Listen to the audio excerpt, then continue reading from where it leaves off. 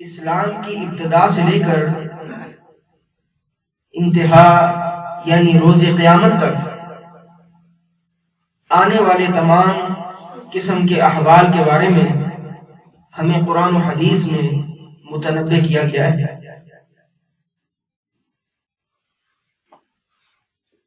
غالباً 2 دن پہلے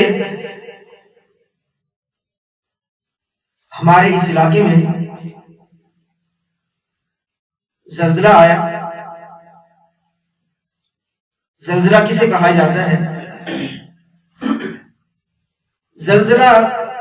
زلزلے کی صورت میں زمین میں حرکت پیدا ہوتی ہے، بعض اوقات زیادہ حرکت پیدا ہوتی ہے، بعض اوقات کم حرکت پیدا ہوتی ہے، اور ایک ہی وقت میں جب زلزلہ برپا ہوتا ہے تو کسی علاقے میں شدت زیادہ ہوتی ہے، کسی علاقے میں شدت کم ہوتی ہے، بعض علاقوں میں تباہی زیادہ ہوتی ہے، بعض علاقوں میں تباہی نہ ہونے کے برابر ہوتی ہے۔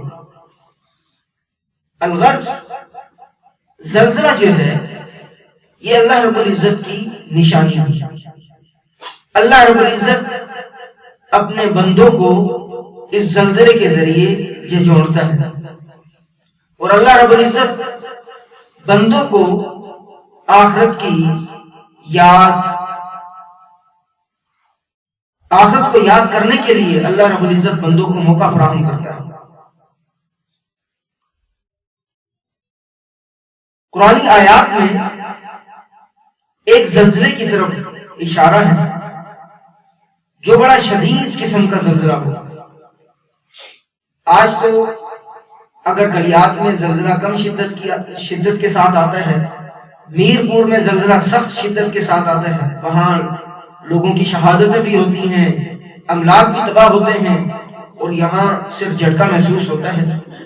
لیکن وہ جو زلزلہ ہوگا روز قیامت کا زلزلہ، قیامت والے دن والا زلزلہ، وہ پوری دنیا کا زلزلہ ہوگا۔ زمین کے کسی حصے میں یہ نہیں ہوگا کہ فلاں علاقے میں پلیٹیں جو ہے وہ نیچے سے ان میں ارتعاش پیدا ہوا پلیٹوں میں اور زلزلہ برپا ہو گیا، ایسا نہیں ہوگا، بلکہ ساری دنیا کے اول سے لے کر دنیا کی انتہا تک، شروع سے لے کر آخر تک ساری دنیا میں زلزلہ برپا ہوگا۔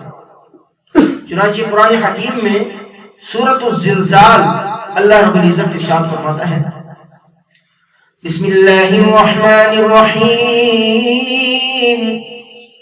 اذا زلزلت الارض زلزالها، جب زمین جھنجھوڑ دی جائے گی، جب زمین سخت طریقے سے ہلا دی جائے گی، وَأَخْرَجَتِ الْأَرْضُ أَثْقَالَهَا، اور زمین اپنا سارا بوجھ نکال باہر پھینکے گی، وَقَالَ الْإِنسَانُ مَا لَهَا، انسان کے سامنے جب یہ احوال آئیں گے، جب انسان یہ حالات دیکھے گا تو انسان کہے گا وَقَالَ الْإِنسَانُ مَا لَهَا، اس زمین کو کیا ہو گیا ہے، اس زمین میں یہ کیسی حرکت پیدا ہو گئی ہے، نہ مجھے یہاں پناہ مل رہی ہے نہ مجھے وہاں پناہ مل رہی ہے۔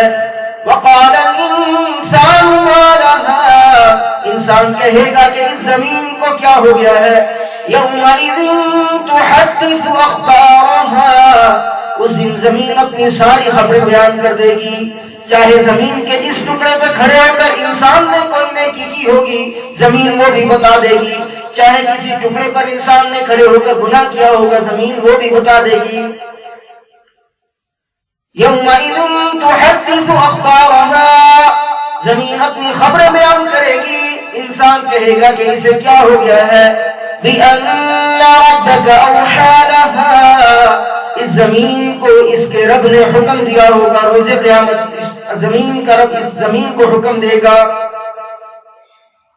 يَوْمَئِذٍ يَصْدُرُ النَّاسُ أَشْتَاتًا لِيُرَوْا أَعْمَالَهُمْ، اس دن لوگوں کے سینوں میں جو کچھ ہوگا وہ تمام لوگوں کے سامنے ظاہر ہو جائے گا، لِيُرَوْا أَعْمَالَهُمْ، تاکہ لوگ اپنے اعمال دیکھ لیں۔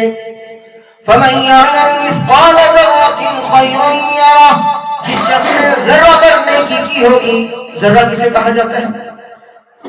جب کبھی دھوپ ہوتی ہے اور آپ کی نظر کھڑکی پر پڑتی ہے، کھڑکی کے اندر جو ہے آپ کو بہت سے ذرات دھوپ کی روشنی کے ساتھ نظر آتے ہیں، اسے ذرہ کہا جاتا ہے۔ فَمَن يَعْمَلْ مِثْقَالَ ذَرَّةٍ خَيْرًا يَرَهُ، جس شخص نے ذرہ پر نیکی کی ہوگی وہ اس کو بھی دیکھ لے گا. وَمَن يَعْمَلْ مِثْقَالَ ذَرَّةٍ شَرًّا يَرَهُ، جس نے ذرہ پر کوئی گناہ کیا ہوگا وہ اسے بھی دیکھ لے گا. موضوع سے ہٹ کر بات ہے لیکن ایک بات آ گئی ہے. آج اگر کسی مسلمان کو کہو نا کہ بھائی نماز پڑھ لو، نیک اعمال کر لو، تو اکثر مسلمانوں کا آگے سے جواب یہ ہوتا ہے بھائی کلمہ پڑھ لیا ہے بس کافی ہے، جس نے کلمہ پڑھ لیا ہے وہ چلا جائے گا، وہ جنت میں داخل ہو جائے گا. جیسے جنت میں جانا بڑا آسان کام ہے.